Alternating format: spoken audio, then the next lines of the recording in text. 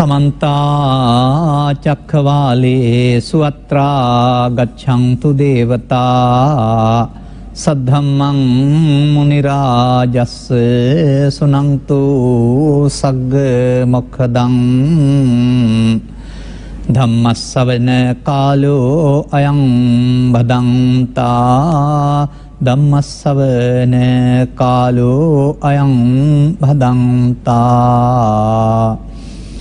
धम्मश्रवण कालो अयं भदन्ता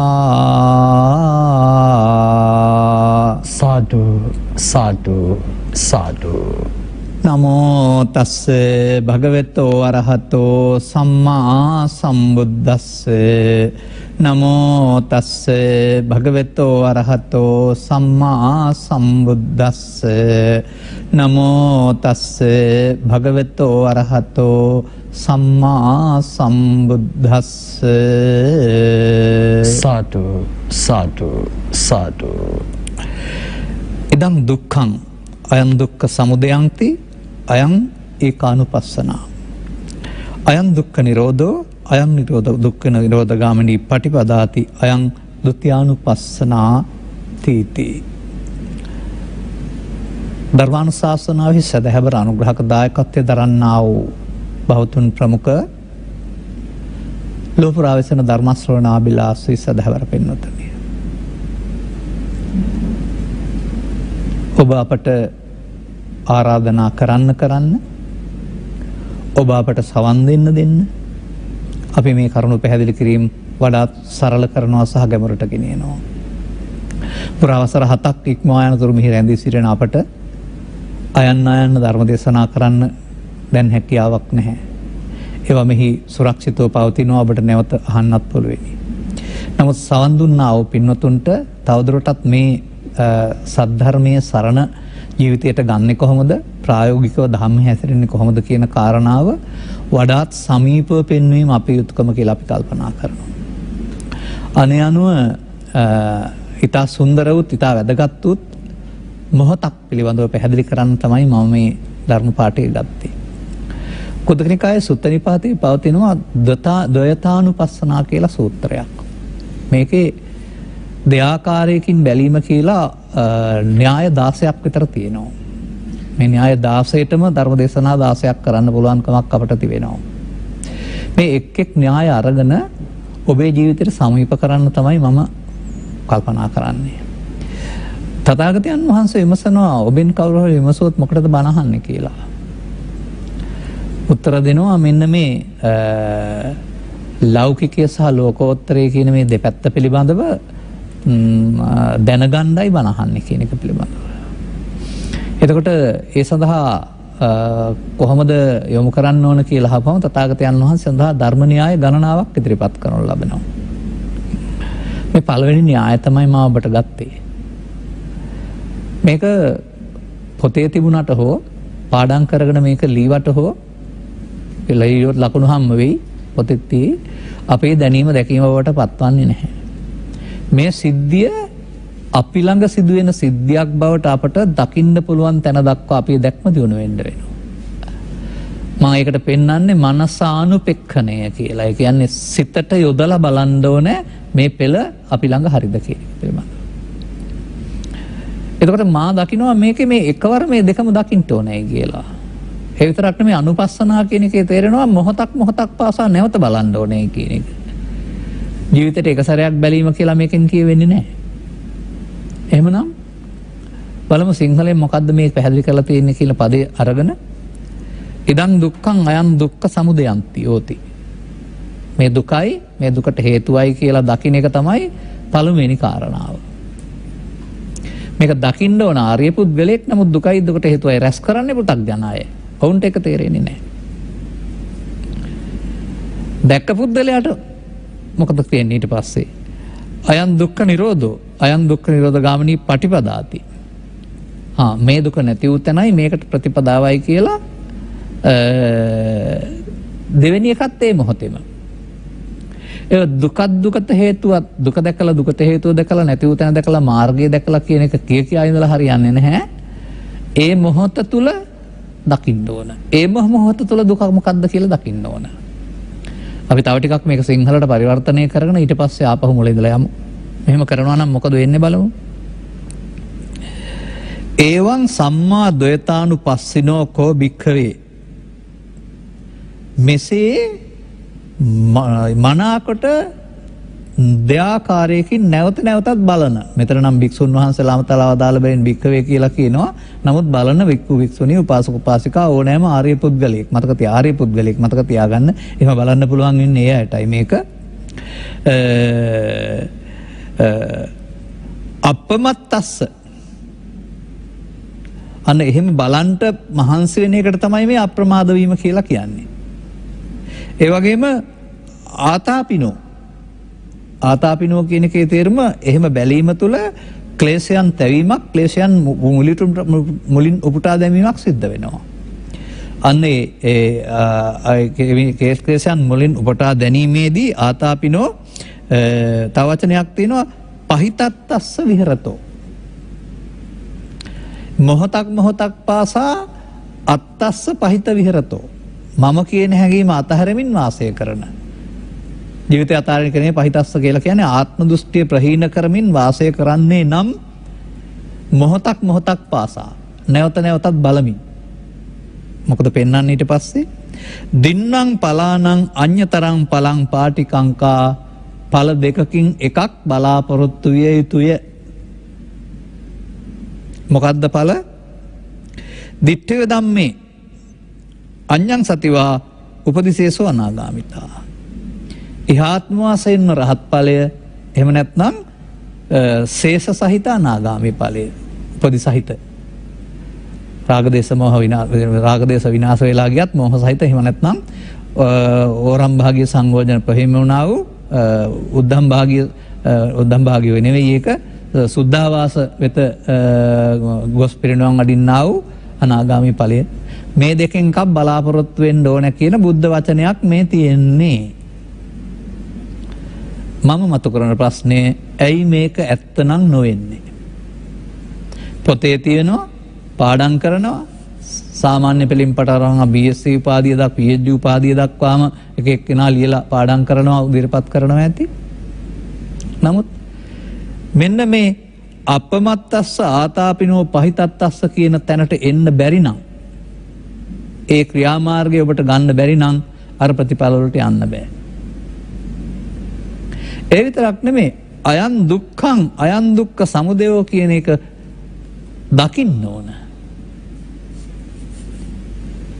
මේකට අපට තියෙන ලොකුම බාධාව තමයි ජීවිත දුකයි කියලා උගන්වපු එක. ඇතැම්මට ගීතවලක් තියෙනවා ඇතැම්මට අපට මව්පියන් නැත්තම් පූජ්‍ය පක්ෂත් උගන්වන ජීවිතේ දුකයි. මේ ඉගැන්වීම මිත්‍යා දෘෂ්ටිකයි. මතක තියාගන්න. ජීවිතේ දුක නම් බුදු වෙලාවත් ආයේ දුකින් මිදීමක් නැහැනේ. එහෙනම් බුදුහාමුදුරුවෝ දුකින් ඉන්න ඕන. ජීවිතේ දුකයි කියන එකෙන් නොකිය ඒගොල්ලෝ හිතනවා මරණයෙන් එහා පැත්තේ නිවනක් තියෙනවා කියලා. ජීවිතේ දුකයි එහෙනම් ඉපදුන්නේ නැත්තම් දුක නැහැ කියලා. මේ මිත්‍යා දෘෂ්ටියේ ඉන්න එපා. තථාගතයන් වහන්සේ වදාළ වචනයක් විශ්වාස කරන්න. පරිනිබ්බුතෝසෝ භගවා පරිනිබ්බානාය ධම්මං දේසේති. උන්වහන්සේ ඒ භාග්‍යවතුන් වහන්සේ නිවිලා ඉඳගෙන අනිත් අයට නිවෙන්න බණ කියනවා. දැන් නිවිලා ඉන්නේ කවද්ද? 80ද? නැත්නම් 35. අන්න 35න් පසු උන්වහන්සේගේ ජීවිතය තුළ තිබුණා උත්තරීතර සැනසීමකට නිවීම කියන්නේ. එහෙනම් අපටත් ඒක ජීවිතය තුළ ලැබෙන්න ඕන නේද? ඊළඟ පදයට යන්න. ජීවිතේද දුක.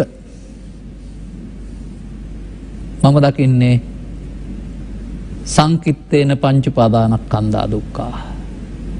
උපාදානයේ දුකයි. ඒ විතරක් නෙමෙයි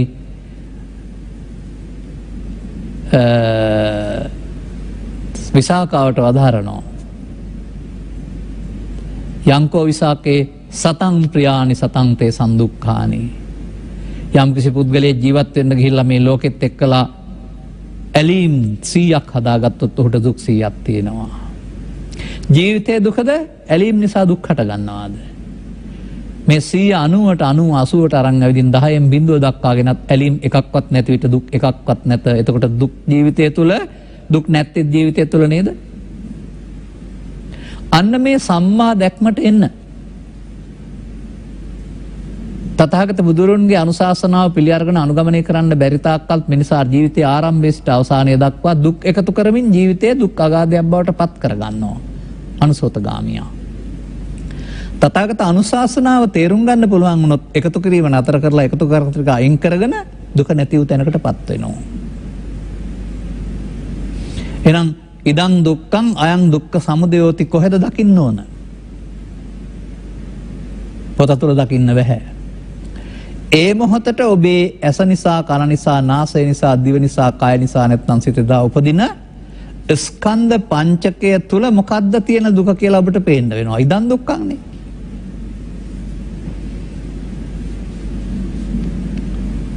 හොඳයි මේ දුක් හටගන්නේ කොහේ කියලාද පෙන්වන්නේ? යංකෝ භික්ඛවේ අනුසේති තේන සංකං ගච්ඡති. ඔබ අරමුණු රසයේ විඳින්න ගිහිල්ලා අරමුණුත් එක්කලා ඇලිලා ගැටිලා යලි ගන්න ඕනකමක් ශේෂ කළොත් හෙවත් අනුසය තැබුවොත් අනුසය හේතුවෙන් තමයි දුක් හටගන්නේ. එහෙනම් දුක් අපි උපාදානය කරන හදාගත්ත වරද නිසා තමයි පංච උපාදානස්කන්ධය පහළ වෙන්නේ. පංච උපාදානස්කන්ධය දුකයි කිව්වට මදි. ඒ පංච උපාදානස්කන්ධය තියෙන්නේ මොනවද? ඒ මොහොතේ උපදින එකේ. කොහෙන්ද පංච උපාදානස්කන්ධය උපදින්නේ? පංච උපාදානස්කන්ධය කියන්නේ කය නෙවෙයිනේ. පංච උපාදානස්කන්ධය කියන්නේ ඇසෙන්, කනෙන්, නාසයෙන්, දිවෙන්, කයෙන් හෝ සිතින් අරමුණක් ඉපදුනහම ඒකේ තියෙන ලෝභයට, ද්වේෂයට, මෝහයට, ඊර්ෂ්‍යාවට, ක්‍රෝධයට, වෛරයට දවන ස්වභාවයට තමයි පංච උපාදානස්කන්ධ දුක කියලා කියන්නේ. ඔබ මෙවෙන් දැවිලා තිබෙනවද? ලෝභයෙන් දැවෙනවා, ඊර්ෂ්‍යාවෙන් දැවෙනවා, ද්වේෂයෙන් දැවෙනවා, මෝහයෙන් දැවෙනවා, වෛරයෙන් දැවෙනවා, පරිගැනීමේ චේතනාවෙන් දැවෙනවා, මරාගෙන මැරෙන හැඟීමෙන් දැවෙනවා. සතුටද මේවයි තියෙන්නේ? කොහෙන්ද ඔබට ඒක ඉපදුනේ? ඔබ මින් පෙර දවසක මෙහෙම දෙයක් කරන්නම්කෝ, මටත් වෙලාවක් ආවවයිකෝ, මටත් අවස්ථාවක් ආවයිකෝ කියලා ප්‍රතික්‍රියා දැක්වීම සඳහා හේතුවක් චිත්තාභ්‍යන්තරගත කළේ නැත්නම් මේක උපදිනවද? දැන් තේරෙනවද නැවත ඉපදීමේ දුක? ඔබ කෙනෙක් සමග තරහ වුණොත් තරහ තියෙනවා හිත ඇතුලෙන්. දැක්කහම නැවත උපදිනවා. ඔබ කෙනෙකුට වෛර කළොත් වෛරය හිත ඇතුලේ හේතුව තියාගන්නවා අනුසේති. දැක්කහම නැවත උපදිනවා. දැන් තේරෙනවද ජීවිතය තුළ නැවත ඉපදීමේ දුක? ලෝභය, ද්වේෂය, මෝහය, ක්‍රෝධය, ඊර්ෂ්‍යාව, වෛරය මේ ඔබට දුක් ගෙනත් දෙන්නා වූ ඕනෑම හැඟීමක් ඒ මොහොතේ උපදින එකේ දුක බලන්න. ඔක්කොම බලන්න යන්නේ නැතුව. දැන් මේ පිළිබඳව පසුගිය දේශනාවක මම මතක් කරපු දෙයක් ආයෙත් කියන්න කැමතියි. හොඳ ගාමිනී කියන තරුණයා බුදුන් වහන්සේ වෙත ඇවිදින් ස්වාමීනි මට දුකත් නිරෝධයත් පදාරන්න. තථාගතයන් වහන්සේ ඔය ජාති විදුක්ඛ, තරහ විදුක්ඛ පෙළිය දේශනා කළේ නැහැ. පටිපුච්ඡා ව්‍යාකරණයට යනවා. ඔහුගෙන් ප්‍රශ්නයක් අහලා උත්තර ගන්නවා. ඔබගේ ගමේ රටේ ජීවත් වෙන අය අතර කරදරයක්, දුකක්, අසහනයකට, පීඩාවටපත් වුනහම ඔබට දුක හිතන අය ඉන්නවද? ඉන්නවා. එහෙම කරදරයක් හිරහැරකටපත් වුනහම දුකට හිතෙන්නේ නැති අයත් ඉන්නවද? ඉන්නවා. මේ ගමේ රටේ ඉන්න තමන්ගේ පිරිස අතර යමෙකුට කරදරයක් කරනවා තමන්ට දුක දැනෙනවා, තමහරට දැනෙන්නේ නැහැ. ස්වාමිනේ කෙනෙකුට කරදරයක් වීමේ දුක දැනෙන්නත්, තව කෙනෙකුට කරදරයක් වීමේ නොදැනෙන්නත් හේතුව මොකද්ද? අන්න ඔහු තුලින් කරුණ පැහැදිලි කරලා දෙන එක. ස්වාමීනි අර අනිත් අය කෙරෙහි මගේ හිතේ චන්දරාගයක් තියෙනවා. එහෙනම් චන්දරාගය කියන්නේ දුකට හේතුව තණ්හාව කියන එක නේ. එහෙනම් ඒ අය කෙරෙහි තණ්හාවෙන් ඇලීමකින් චිත්තාභ්‍යන්තර ගත කරගත්ත නිසා තමයි ඔවුන්ට කරදරයක් සිදු වෙනකොට දුක එන්නේ. දැන් අර ඔවුන්ට කරදරයක් සිදු වීම අනිත්‍ය නිසා දුකද? කරදරය දෙගොල්ලන්ටම සිදු වෙනවා. නමුත් උපාදානය වුණ නිසා දුක එනවා. උපාදාන නැත්තම් දුක නැහැ. ඒ නිසා මට තේරෙන්නේ දෙයක් තියෙනවා. මේ අනිත්‍ය නිසා දුකයි කියන එක පාලියෙන් තිබුණට සිංහල පරිවර්තනයේ මොකක් හරි දෝෂයක් ඔය තියෙන්නේ. අපි හොයන තියෙනවා ඉස්සරහට තේරුම් ගන්න බලන්න. නමුත් අපිට පිළිගන්න පුළුවන් උපාදානීය දුකයි කියන එක. ඉදං දුක්ඛන්ති මේ පෙන්නන්නේ අයං දුක්ඛ සමුදයෝ. දැන් ඒක හොයාගන්නමු අපි. මොකද්ද ඉදං කියන්නේ? දැන් කියන්නේ මෙයනේ. මෙය ඇස නිසා, කන නිසා, නාසය නිසා, දිව නිසා, කය නිසා හෝ සිත නිසා. ඒවට ගැටෙන අරමුණක් නිසා හටගත්ත රූප රූපය, ශබ්ද රූපය, ගන්ධ රූපය, රස රූපය, පොට්ටබ්බ රූපය, සැප දුක් උපේක්ෂා වශයෙන් වේදනා කරපු පුරුද්දෙන් හටගත්ත ස්වභාවය, සංඥා ස්වභාවය, සංකාර ස්වභාවය, විඥාන ස්වභාවය. ස්කන්ධ පංචකය. දැන් මේකට එනවා ලෝභය, දේශය, මෝහය, ඊර්ෂ්‍යාව, ක්‍රෝධය වගේ එකක් මොකක් හරි. දැන් සැපද? දැන් ඔබයින් දැවෙනවද? සත්වයා රාගෝච, දෝසෝච, මෝහෝච, ව්‍යාධි, ජරාච, මරණම් පිච ශෝකමේව පරිදේව දුක්ඛම් පිච දෝමනස්සං උපායාස ඒකා දසාගි කියලා ඔය එකකින් දැවෙනව නේද හැම මොහොතේදී. ඉදන් දුක්ඛන්ති. දැන් මේකට දැවීමට හේතුව මොකක්ද ඔබ දකින්නේ? ළමා කාලේ ඔබට ඕක තිබුණාද? ඒකට හේතුව ඔබේ හිත ඇතුලේ නැවත තිබිලා නැවත ඉපදුණු නිසා. ඔබ මින් පෙර අපි කියමුකෝ විතර ඊර්ෂ්‍යාව ඉපදුනේ කියලා නම් අප ඔහුගේ දියුණුවට ඊර්ෂ්‍යා කරන හැඟීමක් හිතේ තියාගත්තා. දැන් ඔහු විභාගේ පාස් වෙනකොට ඔබට ඊර්ෂ්‍යාවක් උපදිනවා. දැන් තේරෙනවද නැවත ගන්න හිත ඇතුළට යමක් තබා ගැනීම, උපාදානය කර ගැනීමයි ආපහු ගැටෙනකොට උපදින්නේ තමන්ගේ හිතේ තිබුණ මේ දේ කියලා? එහෙනම් නැවත උපදින්නේ මරණයෙන් එහා පැත්ත නෙමෙයි, ජීවිතය තුළ නේද? නැවත ඉපදීමේ දුක නේද මේ විඳින්නේ? එහෙනම් ඇයි? උපදින්න තියපු නිසා. ඉදන් දුක්ඛං ඉදන් දුක්ඛ සමුදයං. මේ පංච උපාදානස්කන්ධයේ දුක ඔබ පංච උපාදානස්කන්ධයේ තිබෙන්නා වූ ඊර්ෂ්‍යාවද, ක්‍රෝධයද, වෛරයද ඒ මොහොතේ දුක ගැන බලන්න. ඒකට හේතුව දරුවෙක් විභාගයෙන් පාස් වීම හරි, කෙනෙකුට රස්සාවක් හරි අනේක හරි බාහිර ලෝක සිදුවීමක් නෙමෙයි. නැත්නම් අටලෝදහමට අදාළ බාහිර ලෝක සිදුවීමක් නොවේ. හොඳට මේක තේරුම් ගන්න. පසුගිය ධර්ම දේශනාවක අපි ඉදිරිපත් කළා පෘථග්ජනයාටත් අටලෝදහම සිදු වෙනවා, ආර්ය පුද්ගලයාට අටලෝදහම සිදු වෙනවා. පෘථග්ජනයා අටලෝදහමෙන් විඳවනවා බාර ගන්න නිසා, ආර්ය පුද්ගලයා විඳවන්නේ බාර ගන්න නැති නිසා. එහෙනම් අටලෝදහම නෙවෙයි බාර ගැනීමේ දුක් තියෙන්නේ. ලෝකෙත් එක්කලා සම්බන්ධ වෙන්න ගිහින් අපි ලෝභයෙන්, ද්වේෂයෙන්, මෝහෙන් ලෝකෙත් එක්ක බන්ධනයක් ඇති කර ගැනීම තුළ නේද මේ දුක් ගෙනත් දෙන්නේ. ජීවත් වෙනකොට මේ බන්ධනයේ දුක් ගෙනත් දෙනවා නම් ජීවත් වීම ප්‍රතික්ෂේප කරන්නේ නැහැ. බුදුන් වහන්සේ මේ බන්ධනය කඩා ගන්න නේද උගන්ලා තියෙන්නේ මේ.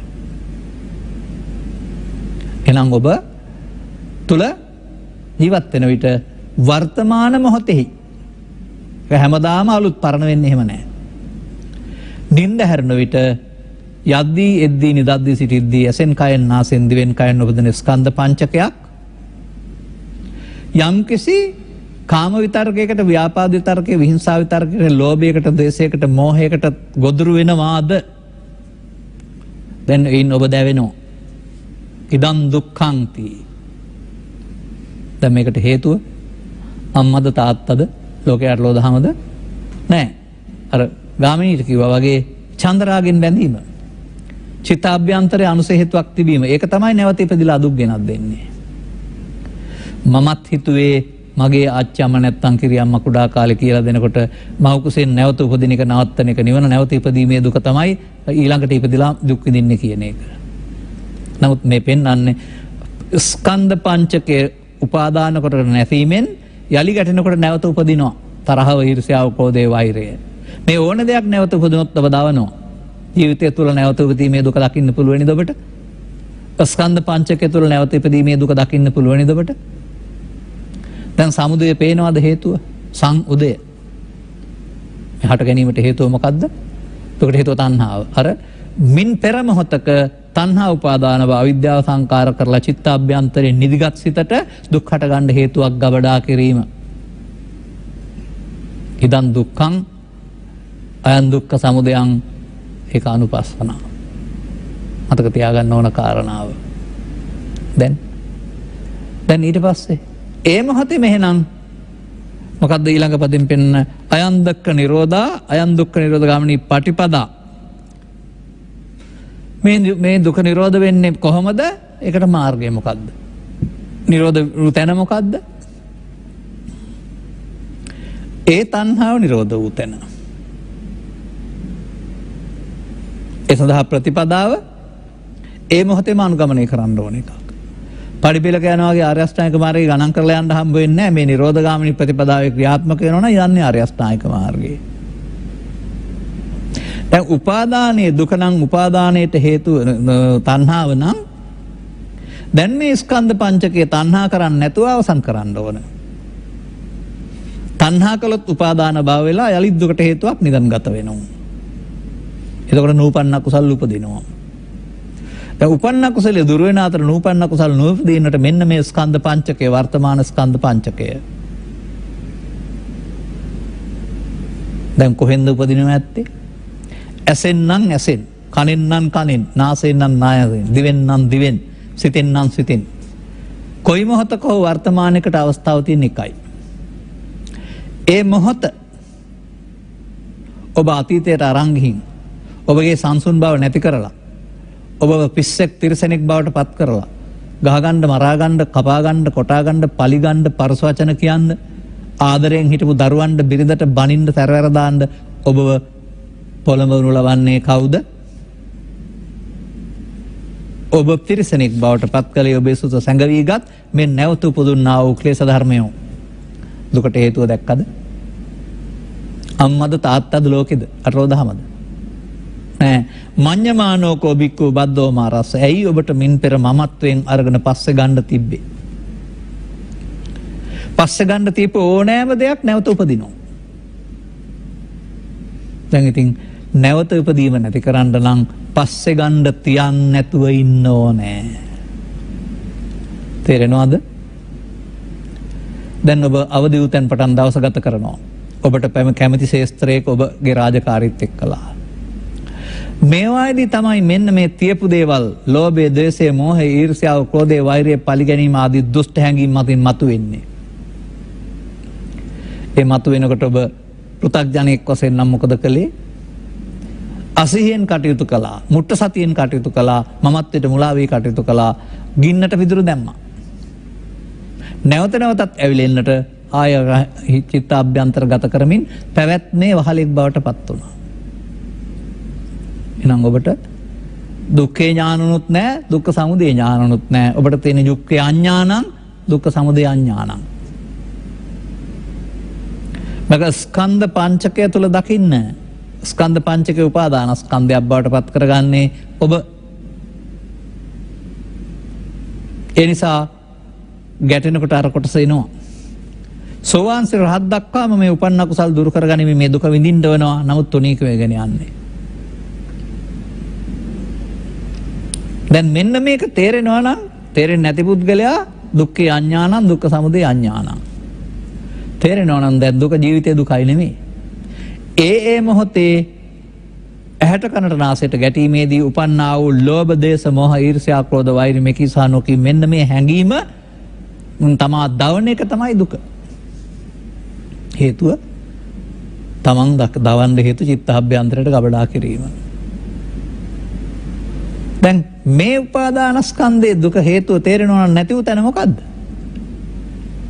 අර තණ්හාව, අර ඊර්ෂ්‍යාව, ක්‍රෝධය, වෛරය නැවත තබන් නැතුව නැත්නම් තමයි දුක නැත්තේ. මෙන්න මේ නැවත හේතුවක් නොතබා අවසන් කිරීමේ ප්‍රතිපදාවේ හැසිරෙන එක තුල නේ ආර්ය අෂ්ටාංගික මාර්ගය තියෙන්නේ. බලන්න කල්පනා කරලා. එතකොට ආර්ය අෂ්ටාංගික මාර්ගය යන්න අවුරුදු 60ක් 70ක් දෙන්නේ නැහැ කෙනෙකුට. මොහොතයි දෙන්නේ.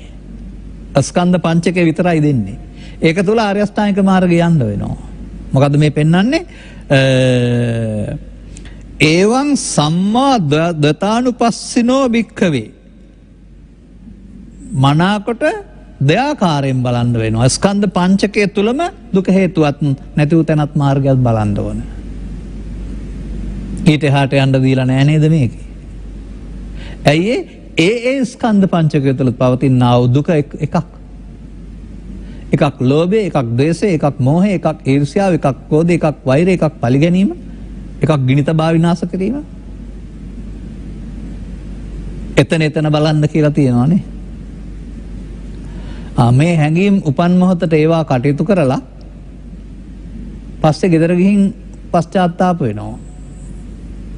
එහෙම නැත්නම් හිරගෙදර ගිහින් එල්ලුම් ගස් නියමෙලා දැන් හතුරෙකුටත් මට වඩා දුක වෙන්න එපා කියලා කියනවා දැන්. ඇයි අර? ඒ මොහොතට මේකට වහල් වෙන ස්වභාවය තේරුම් ගන්න තරම් ඔබට නුවණක් තිබුණේ නැහැ. ඔබ අන්ධෙක් වුණා. වර්තමාන සමාජය තුල මේ අන්ධ භාවය තුල සැමියාට බිරිඳට සැමියා ගොඩිතබා ඝාතනය කරනවා. වර්තමානයේ තුල ආරක්ෂක හමුදා තුල නැත්නම් පොලිසිය තුල අවියක් අතට ආපුවම පීඩනය තුල තවත් පුද්ගලයෙක් ඝාතනය කරනවා. වර්තමාන සමාජය තුල තවත් යම්කිසි කටයුත්තකදී සරුංගලේ සිට ඉඩම් අර්බුදය දක්වා තවත් පුද්ගලයෙක් ඝාතනය වෙනවා. කවුද කළේ? ඔබද? ඔබව මාරාවේශයට පත් කළා වූ මෙන්න මේ ලෝභය, දේශය, මෝහය, ඊර්ෂ්‍යාව, ක්‍රෝධය, වෛරය විසින් මේ අපරාධය කළේ. ඇයි මේ හතුර ටික ගේ ඇතුලේ තියාගෙන ඔබ දුක් විඳින්නේ? දුකට හේතු තව රැස් කරනවා නේද පෘථග්ජන පුද්ගලයා? ළමා කාලේ සිට මහලු කාලය දක්වා පෘථග්ජන පුද්ගලයෙක් මෙසේ මේ මගේ ආත්මකට ගනිමින් ලෝභ දේශ මොහ එකතු කරයිද? ඔහුට දුක් 100ක් ඇත නෙමෙයි බුදුන් වහන්සේ වදාළ පරිදි 1000ක් තියෙනවා කියලා මට කියන්න වෙනවා. එහෙම නැත්නම් අහන්න දකින්න පේන කියන සියලුම කාරණා නිසා ඔබේ හිතට උපදින්නේ අප්‍රසාදයේ අකමැත්ත අමනාපයේ නම් දවල් රෑ දෙකේ ඔබ ඉන්නේ පරිලාහනේ රේක වැටිලා ගැලවුමක් නන්නේ. මේ නිසායි මා මේ ආශ්‍රයෙන් කියන්නේ මිනිස්සු දුක හදා ගන්නවා. උපදිනකොට ඕක ගෙනාවේ නෑ. කුඩා දරුවෙකුට එකක්වත් අටලෝ දහම කියලා එකක්වත් ಜಾති ආගම කුල මොකක්වත් දුක් වලට කාරණා නැහැ. කුණුකට රැස් කරන්න හැම එකක් නිසාම ඊට පස්සේ විඳවන්න වෙනවා. විඳින්න දුන් ජීවිතය මිනිසුන් විඳවන්නේ මේ ස්කන්ධ පංචකය මමත්වෙන් අරගෙන පංච උපාදානස්කන්ධය හදාගත්ත නිසා කියන එක තේරෙනවද? දුකට හේතුව තණ්හාව කියන එක ස්කන්ධ පංචකය තුළ තේරෙනවද? පංච උපාදානස්කන්ධය තුළ මේකට කවදාවත් මේක වළක්වා ගන්න සිහිය වැඩුවේ නැහැ කියලා තේරෙනවද? සිල් ගන්නවා, දන් දෙනවා, ඒ කටයුතු කරමින් ඉන්නවා. ඒවා නිසාත් අන්තිමට රණ්ඩු වෙනවා. දානෙ බෙදා ගන්න බැරුව, නැත්නම් මල් වට්ටිය වෙන්දේසි කර ගන්න බැරුව, එහෙම නැත්නම් ලංසුව තියාගත්ත එකේ අයිති. එහෙම නැත්නම් කටින චීවරය බෙදා ගන්න බැරුව. ඔය සමාජයේ තියෙන්නේ. ඒකට ඒවා නිසාත් ආපහු ප්‍රශ්න හදා ගන්නවා කියන එකේ තේරුම මොකද්ද? බුදුරජාණන් වහන්සේ පාවිච්චි කරන්න එපා කියපු ආයුධය ඔබ පාවිච්චි කරනවා. ආයුධ තියෙනවානේ. මුවාට අං තියෙනවා. නායට විස තියෙනවා. සුනකයාට කා ගැනීමේ ශක්තිය ලබා දීලා තියෙනවා. ඒ ඔවුන්ට දිනන්න. මොකද ඊට වඩා එහාට කල්පනා ශක්තියක් නැති නිසා. ඔබට මොනවද දීලා තියෙන්නේ? ගහ ගන්න, වෙන ගන්න, කපා ගන්න, කොටා ගන්න, තුවක්කු පාවිච්චි කරන්න, දේශපාලන පාවිච්චි කරන්න, ඒවද? ඒවා පාවිච්චි කළොත් ඔබ පාවිච්චි කරන්නේ ලෝභ දේශ මොහය. සත්තුන්ට අයිති ගති ලක්ෂණ. ඇයි මිනිසා කියලා කියන්නේ? උසස් මනසක් තියෙන බැවින්නේ හැඟීම් වසඟ නොවි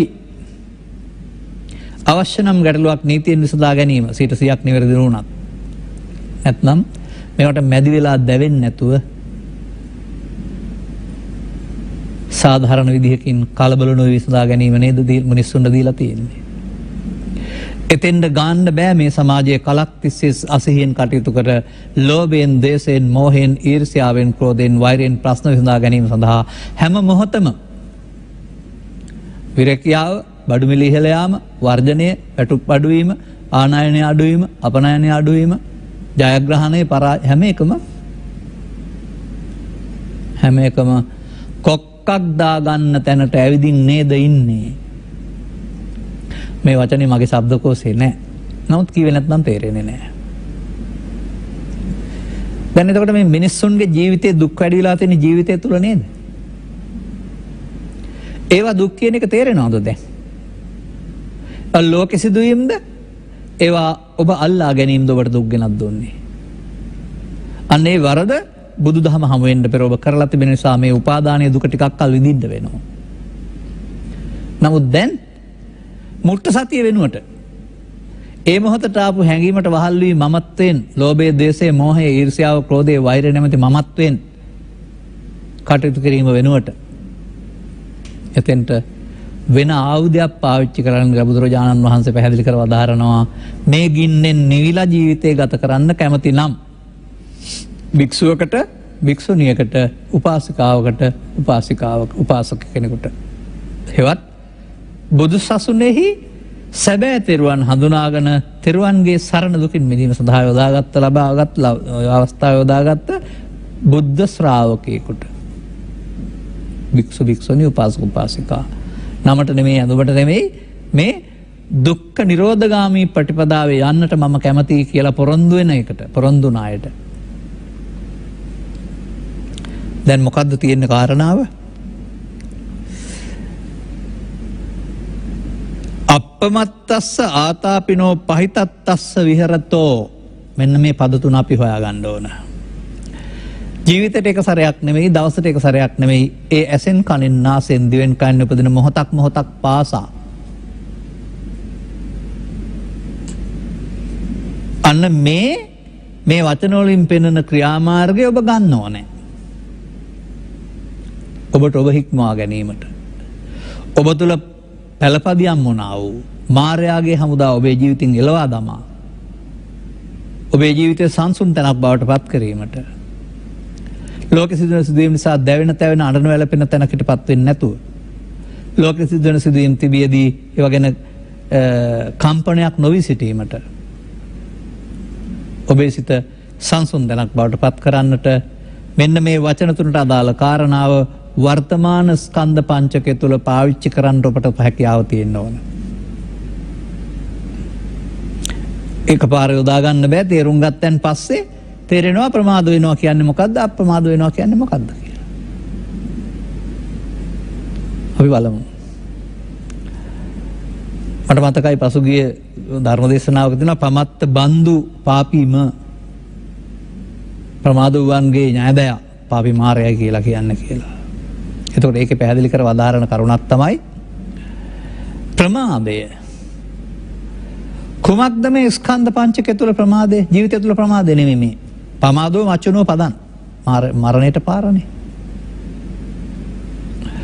වර්තමාන මොහොතේ ඇසකන නාසය දිවකය කියන දොරවල් පහ නිසා හෝ මනෝද්වාර නිසා ඔබට යම්කි හැඟීමක් උත්පාදනය වුණාම පරණ පුරුදු පාරේ ගොස් ඒකේ උපන් හැඟීම් ස්වභාවයට වහල් වී වර්තමාන මොහොත අවසන් කරන්න නැතුව මටත් වෙලාවක් ආවායි කොහොඳ වැඩක් කරන්නම්කෝ කියලා හිතීමේදී ඔබ අවසන් කරන්න ඉස්සරහට තියෙනවා. මෙන්න මේකට කියනවා අනුස්සේති. මෙන්න මේකට කියනවා පමාද විහාරි. මේකට තවත් පදයක් පාවිච්චි කරන්න පුළුවන්කමක් තියෙනවා දකින්න පුළුවන් නම් අරමුණ තුල ඇස තුල අරමුණ තුල කන තුල අරමුණ තුල ආරම්භය පස්ස දෙවෙනි එක වේදනා තුන්වෙනි එක තණ්හා හතරවෙනි එක උපාදාන පස්වෙනි එක භව ජීවිතේ එහා පැත්තට යන්න එපා අරමුණු දෙකක් අතරට යන්න එපා ඒක අරමුණක් තුළ මොහොතකින් මේ කියන බැඳීම සිදු වෙනවා මෙන්න පමත්තස්ස සංසාරයේ බොහොම කල් පමත්තස්ස පුරුදු කළා ආපු නිසා අපමතස්ස බවට පත් වෙන්නට ටිකක් අමාරුයි මේ වැඩේ නොකිරීමනේ අපමත්තස්ස කියලා කියන්නේ. වර්තමාන මොහොත තුල තණ්හා උපාදාන භව අවිද්‍යා සංකාර වෙන්න නොදෙනවට අපමත්තස්ස කියලා කියනවා. තව කාරණයක් තියෙනවා. දැන් මේ අපිව ලෝභයෙන් දේශයෙන් මෝහයෙන් මුලා වී කටයුතු කරන එක වර්තමාන ඵලයක් වුණාට ඒක අතීත හේතුවේ වර්තමාන ඵලය. මේ නිසාම ඔබට ඔබේ චිත්ත අභ්‍යන්තරයේ ඉන්නා වූ බලපෑම කියනවා පරණ පාරෙම යන්න කියලා. ගහපන් බැනපන් කපපන් කොටපන් පලිගනින් එකට එක කරපන් ගැලවිලා යන්න දෙන්න එපා රිදවපන්. එහෙම නෙමෙයිද වර්තමානයේ හැම කෙනෙකුම හිතට ඇති කරන පීඩනය? මං ඕක ලේසියෙන් හරින්නේ නැහැ කියන වදන තුල ඒක නේද තියෙන්නේ? ඒ නිසා අන්න එතෙන්ද තියෙනවා ආතාපි කියලා එකක්. අර ආපු ක්ලේශ ස්වභාවය වර්තමානයට සම්බන්ධ කරන්නේ නැතුව සම්බන්ධ කරොත් අනාගතයට හේතු ඉතුරු වෙනවා. මෙතන අවසන් කරන්න ක්ලේශ තවන වීරිය කියලා කියන්නේ ඔන්න ඕකයි. කෙලස් තවන වීරිය කියලා කියන්නේ ඔන්න ඕකයි. මතක තියාගන්න. එතකොට එහෙනම් ඒක ඒ මොහොතේ පරණ හැඟුම උත්සන්න වීනවට උත්සන්න හැඟීමෙන් ක්‍රියා කරන්න නොයා ඉවසීමෙන් යුක්තව අනාගත ඵලයක් උපදවන්න යන්නේ නැතුව වහාම සංසිඳවන එක. පළවෙනි පියවරේ, දෙවෙනි පියවරේ, තුන්වෙනි පියවරේ, පළවෙනි විනාඩියේ, දෙවෙනි විනාඩියේ, තුන්වෙනි විනාඩියේ අවුරුද්දක් තියන්නේ නැතුව. මන්දයත් මේ උත්සන්න වෙන හැඟීම උත්සන්න වෙන පැත්තට බරපතලයි ඉතා ඉක්මනින් සංසිඳවන්නත් පුළුවන් තේරුම් ගත්ත කෙනාට. මන්දයත් උත්සන්න වීමෙන් ලැබෙන සැනසීමක් නැහැ. එතකොට දුකට හේතුව නැති වූ තැන මේක නැති වූ තැන. මේ උත්සන්න ස්වභාවය නැති වූ තැන. එතකොට මේ මාර්ගයේ අනේක තමයි මේ පෙන්වන්නේ අපමත්තෝ ආතාවි පහිතත්තෝ කියන පද තුලින්. අපහිතත්තස්ස. නමුත් අනුපස්සිනෝ විහෙරතෝ නැවත නැවතත් බලන්න ඕනේ. පාඩම් කරගත්තට හරියන්නේ නැහැනේ. ලක්ෂ වාරයක් සමහරට ඊටත් වැඩි වාර ගණනක් නැවත නැවතත් බලන්න වෙනවා. උපන්න කුසල් දුරු කර ගැනීම සඳහා සහ නූපන්න කුසල් නූපදීම සඳහා වර්තමාන ස්කන්ධ පංචකය උපාදාන කොට අවසන් කරගන්න නැති භාවනා මධ්‍යස්ථානයක් බවට පත් කරගන්න වෙනවා. දැන් මේක වඩන භාවනාව ආනාපාන සතිය නෙවෙයි. මේක වඩන භාවනාව ඉරියව්පතනෙත් නෙවෙයි. මේක වඩන භාවනාව පිම්බීම හැකිලීමත් නෙවෙයි. ඒවා ඔස්සේ සතිය අරන් ඇවිදින් ඉන්න ඕනේ මෙතෙන්ට කොහෙන් හරි ආවනම් ඕන එකකින් හරි. මේකේ මොකද්ද?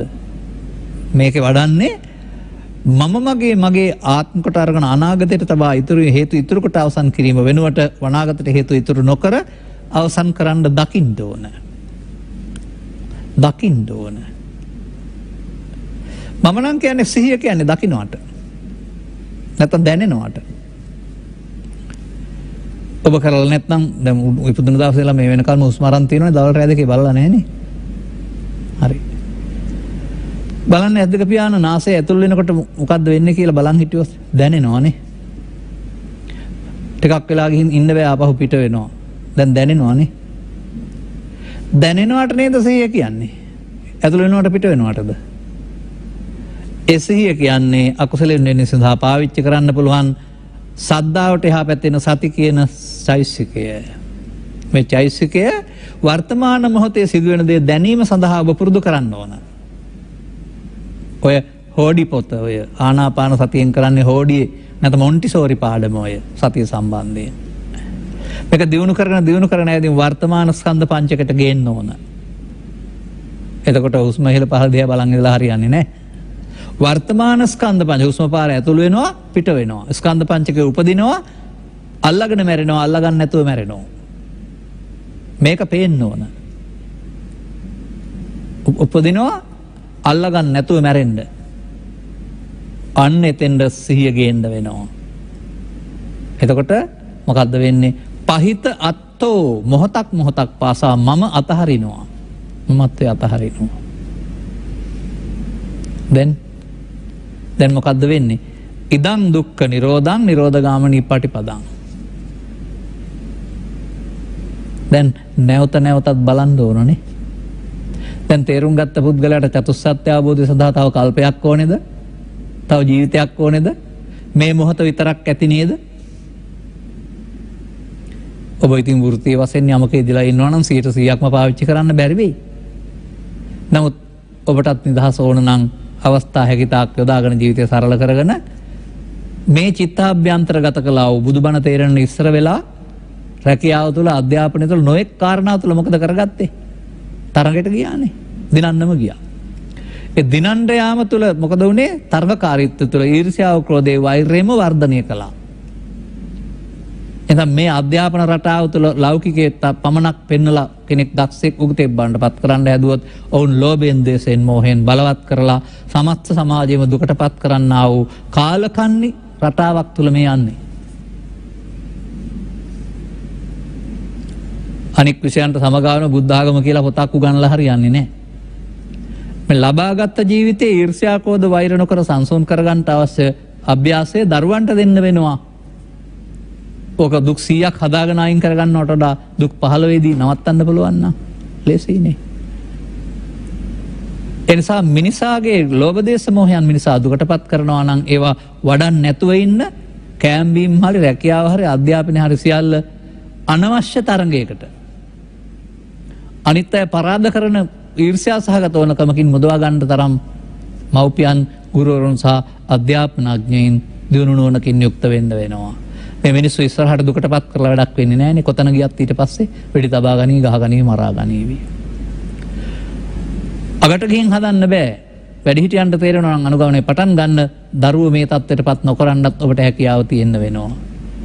මෙන්න මේ පාරේ ගියොත් මොන උගතෙක් වුණත් ඊට පස්සේ මේ ගිනි වලින් දැවෙනවනේ. බුදුන් වහන්සේ වදාළ සැනසීමේ සරණ අහිමි කර ගන්නවානේ. මෙන්න මේ සැනසීමේ සරණ මේ මොහොතක් පාසා මේ පහිතත්ව කරනවා නම් ඒ ස්කන්ධ පංචකේ උපාදාන නොවි මොකද වෙන්නේ? නිරෝධ ගාමිනී පටිපදාව යනවා. ඒ උපාදානේ නැති උතන දුක නැහැනේ. එහෙනම් නිරෝධගාමී පටිපදාව යනකොට මොකද වෙන්නේ? මොහොතක් පාසාම ස්කන්ධ පංචකය නිරවශේෂයෙන් නිරෝධ වෙන විට ධර්මය හම්බ වෙනවා. නිරවශේෂයෙන් නිරෝධ වෙන මොහොතක් පාසාම යන්නේ ධර්මයට. ඒ ධර්මයේ වපසරිය පුළුල් වෙනවා ඊට පස්සේ සෝවාන් ආදී මාර්ගඵල වෙන රහත් ඵලය දක්වා. මේ ධර්මයේ නැවත නිවෙයිනට අටලෝ දහමට අදාළ තර්ජන දැනෙන්නේ නැති.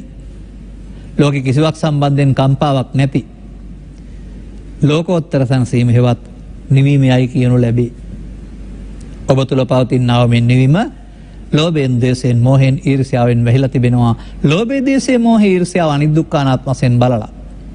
අනාගතේ උපදින්න හේතු තියන්නේ නැතුව, නැවත උපදින්න නැති, නැවදීම නැති කිරීම තුළින් නැවත උපද නැතුව යනවා. එතකොට ඔබට තේරෙවි ප්‍රසාදයන්ට ගැටෙනකොට ලාභය අලාභයේදී මේ ඊර්ෂ්‍යා, ක්‍රෝධ, වෛර නැවත උපදින්න නැති වගේ ඔබේ. එදාට තේරෙවි Taman නැවත උපදීම නැති කරලා තියෙනවායි කියලා. මෙසේ ජීවිතය තුළ මේක තේරුම් ගත්ත පුද්ගලයන් සඳහා අනුගමනය කළ යුතු ආර්ය මාර්ගික සජීවී ප්‍රතිපදාවක් මේ. ලෝකේ පුරා ව්‍යාප්ත වී ආ යුතුයි. තේරුම් ගත්ත පුද්ගලයන් අනුගමනය කළ යුතුයි. ඔවුන් ජීවත් වන නිවස හෝ පාසල හෝ ශේස්ත්‍රය හෝ ගැටුමෙන් තොර ප්‍රශ්න විසඳා ගන්නා වූ සුහදශීලී තැනක් බවට පත් වේවි. එවිට බොරුව, වංචාව, ක්‍රෝධය, කපටිකම මේව දේවල් මිනිස් සමාජයෙන් ඉවත් වෙලා ආවේ. මේවා රජ කරන සමාජයක් නේද මේ තිබෙන්නේ? ආත්මාර්ථය ඉස්මතු වෙන, කලදර කලවල ඉහ ගන්න. එහෙමත් නැත්නම් තවත් විදිහකින් කියනවා නම් නංගි අක්ක පෙන්නලා නංගි දෙන. ඒක පුළුල් අර්ථයකින් මම මතක් කළේ. ඒක ළමයෙක් සම්බන්ධයෙන් විතරක් නෙමෙයි මම පෙන්නන්නේ බොහෝ පැතිවලට. කෛරාටිකකම නැත්නම් ප්‍රයෝගකාරීකම කියන එක. මේවත් එක්කලා ජීවිත අවුල් වෙනවා, දුක් වැඩි වෙනවා. එබැවින් මේ බුදුවරු ලෝකෙට පහළලා දේශනා කළ ධර්මයේ වර්තමාන මිනිසුන් සඳහා වළංගු විය යුතුයි. ඔවුන්ගේ සිතින් ලෝභ දේශ මොහ මිය යන්න. එවිට මිනිසත්කම ඉතුරු වෙනවා. මේ මිනිසත්කමේ සුවඳ ඊට පස්සේ පටපිට සමාජයට දැනෙනවා. සතා සතුන්ට, පරිසරයට, හැම දෙනාටම දැනෙනවා. දහම් සුවඳ කියන්නේ ඒක තමයි. දහම් රසය කියන්නේ ධර්මයේ රසය. ධර්මයේ රසය කියන්නේ ගීතයක හෝ නාට්‍යක රසය නෙවෙයි. මේ ලෝභ දේශ මොහ සේ වුණාම තිබෙනා වූ සංසුන් සැනසීමේ ස්වභාවය. මේ පිළිබඳ ඉවක් ඇති කරගන්න, ඉංගියකින් දැනගන්න, මාර්ගයක් තේරුම් ගන්නට අවශ්‍ය කරුණු පැහැදිලි කිරීමක් මේක කළේ. නම් මේකේ පෙන්නනවා මොහොතක් පාසාම මේ වැඩේ ඉදන් දුක්ඛන්ති දුක් සමුදයන්ති අයන් දුක්ඛ නිරෝධන්ති. මොහොතක් පාසා සම්මා දතානුපස්සිනෝ විහෙරතෝ, යහපත් ආකාරයෙන් මෙසේ දෙආකාරයෙන් බලනවා නම් අර තැනට යනවා. ඒ යන්නේ මොනවා නිසාද? ක්ලේශයන් ප්‍රහීන වීම තුළ. වර්තමානයේ මේක වළංගු වුණොත් විතරයි බුදුදහම සත්‍ය වෙන්නේ, බුදුන් වහන්සේ නිවැරදිකාරයෙක් වෙන්නේ. මේක පාවිච්චි කරන්න බැයි නම් බුදුන් වහන්සේ වැරදිකාරයෙක් වෙනවා. අනාගත බුදුහාමුදුරුවෝ නම් මේක කරලා දෙන්නේ, අපේ බුදුහාමුදුරුවෝ වැරදිකාරයෙක් වෙනවා. අපේ බුදුරජාණන් වහන්සේ වැරදිකාරයෙක් කරන්න එපා. නිවැරදිකාරයෙක් කරන්න මේක හරියට අනුගමනය කරලා ඔබ වහන්සේ වදාළ වෙන නිවීම අපට ජීවිතේ තියෙනවා කියලා ඔප්පු කරලා පෙන්නන්න. අනුගමනීය ප්‍රතිපදාවක් තුළින් ධම්මස පාදාගෙන බුදුවරු එලි කළා වූ ධම්මේ සරණින් ඕගයන්ට අහුවෙන්නේ නැති දිවයින චිත්තාභ්‍යන්තරේ මතු කරන ලබාගත් ජීවිතේ නිවන සැනසෙන ජීවිතයකින් ජීවිතේ විඳින්න ඔබට මෙම කරුණු පැහැදිලි කිරීම උපනිශ්‍රේ වා හේතු වාසනා වේවායි කියන සුභාශිංසනයේ ප්‍රාර්ථනා කරමින් අපි ධර්මානුශාසනාව මෙතකින් අවසන් කරනු ලබනවා. සාදු සාදු සාදු. අද මෙම ධර්මානුශාසනාව සඳහා ඇමරිකාවේ පදිංචි සිදත් හෙට්ටිආරච්චි මහත්මයා සදහැවර අනුග්‍රහක දායකත්වය දරා තිබෙනවා.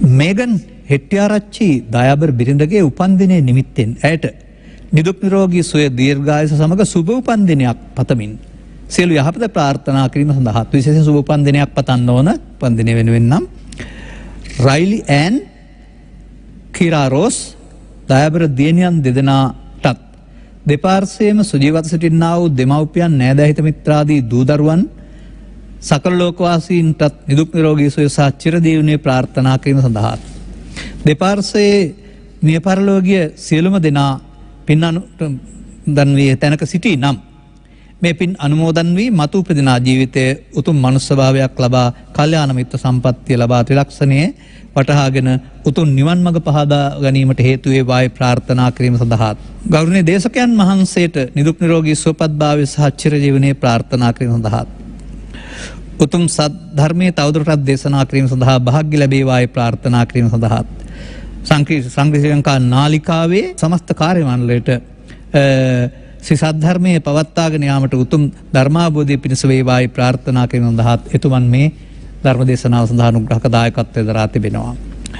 එබැවින් මූලික ධර්ම දේශනාවක් දේශනා කොට විකාශනය කරවා ගැනීමෙන් ධර්ම දානයෙන් සහ ධර්ම ශ්‍රවණයෙන් ජනිත කරගත් ආනිසංසයන් මත පිහිටා ඔබගේ බිරිඳට සුබ උපන්දිනයක් වේවා. නිදුක් නිරෝගී සුවපත් චිරජීවනයේ සැලසේවා. දරුවන්ගේ යහපත් අනාගත බලාපොරොත්තු සඵල වේවා. සියලු ඥාතීහු සුවපත් වේවා. පරලොස්පත් ඥාතීන් අතර පින් කැමැති අය පින් අනුමෝදන් කරගනිත්වා. අනුග්‍රහක භාවිතක වශයෙන් කටයුතු කළා ඔබතුමාටත් මෙලොව වශයෙන් නිදුක් නිරෝගී සුවය චිරජීවනයේ ලැබේවා. සුජීවත්ව වාසය කරන්නා වූ හැම දෙනාගේ රැකියාදී කටයුතු සාර්ථක වී අනාගත බලාපොරොත්තු ඉටු වී රෝග පීඩා දුරු වී දරුවන්ගේ අධ්‍යාපන කටයුතු සාර්ථක වී කල්යාණ මිත්‍ර සේවනය ලැබී ත්‍රිලක්ෂණී ගැඹුරු වටහා ගැනීම තුළින් අනුගමනීය ප්‍රතිපදාවක් තුළ නිවෙන සැනසෙන ජීවිතයක උතුම් භාවය වටහා ගන්නට මෙම ධර්ම දානමය පුණ්‍ය කර්මය සහ ආනිසංස හේතු වේවායි සාදු කියලා ප්‍රාර්ථනා කරගන්න. සාදු සාදු. ආකාශට්ඨා ච බුම්මට්ඨා දේවානාගා මහිද්దికා පුඤ්ඤන්තං අනුමෝදිත්වා චිරං රක්ඛන්තු ත්වං සදා. සෑම දිනාටම තෙරුවන් සරණයි. සාදු සාදු සාදු.